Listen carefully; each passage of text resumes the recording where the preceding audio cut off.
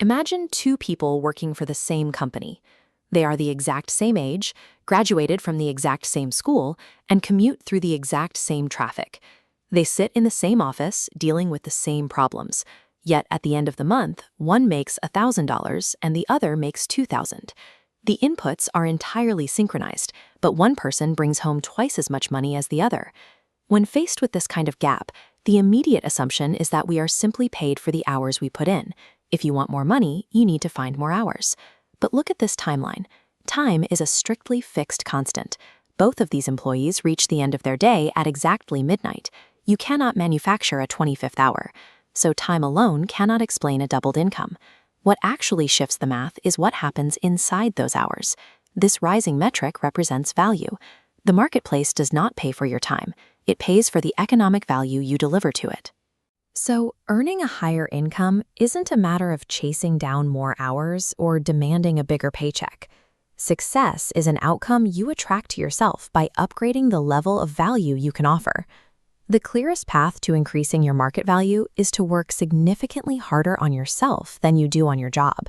Most people clock in and ask, "What am I getting paid here?" But the far more profitable question to ask is, "What am I becoming here?" Personal value is built through active, deliberate upgrades. It means reading the books you usually skip, practicing a better handshake, building better communication, and developing a higher intensity to win. You are building an internal infrastructure of skills. Demanding a higher salary or a better position without first upgrading that internal infrastructure is a quick route to frustration. The marketplace is highly efficient.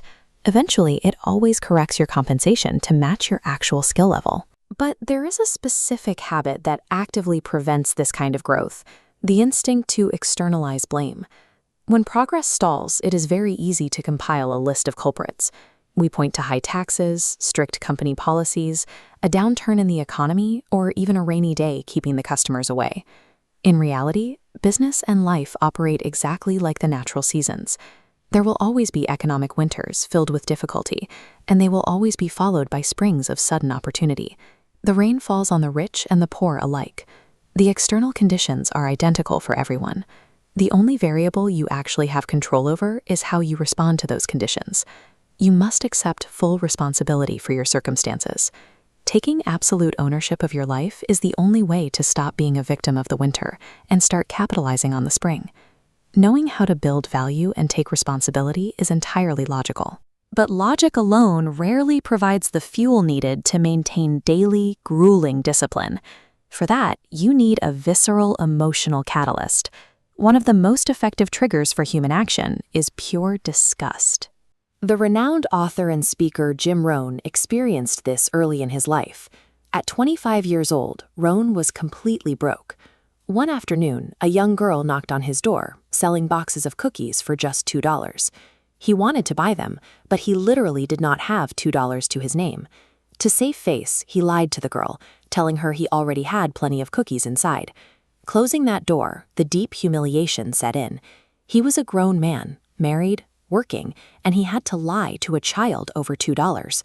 That exact moment of feeling incredibly small created an unbreakable resolution.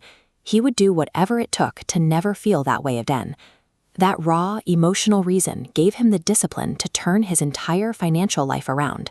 As the philosopher Friedrich Nietzsche observed, if a person has a strong enough why, they can endure almost any how. Without a strong reason driving you forward, you run the risk of living a lukewarm life. This is the space where the vast majority of people operate. They never fully commit to a massive goal, but they never fully quit either, keeping them safely trapped in mediocrity. Look at this compounding chart. If a person watches just 3 hours of television a day, they aren't merely losing the cash they spent on the screen.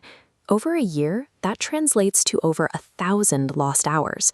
Those are hours that could have been used to acquire skills and generate thousands of dollars in new income.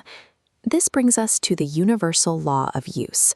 There is an ancient story about a master who goes on a journey and leaves his 3 servants with gold biscuits.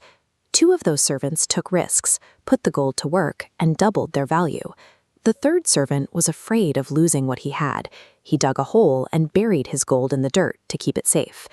When the master returned, he took the buried gold away from the fearful servant and gave it to the one who had produced the most. The lesson here is absolute. Unused talent actively decays. If you do not apply your intelligence, your energy, and your skills, they will slowly diminish. In the marketplace, whatever you do not use, you eventually lose.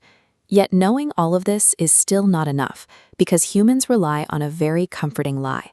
We tell ourselves that we will finally start making better choices tomorrow, or on Monday, or when the economy improves. You can read 100 books, attend premium seminars, and watch hours of educational videos, but if that information simply sits in your head as comfortable knowledge, it is entirely useless. To actually pull success toward you, all of this learning must be violently converted into immediate, real-world action. You are not a tree. You are not forced to stay rooted in the exact same spot you were yesterday. You have the ability to make a different choice today, right now, with whatever small amount of time and resources you possess. Lasting wealth and a fulfilling life are never things you can just pursue and catch. They are simply the inevitable economic byproducts of the person you decide to become.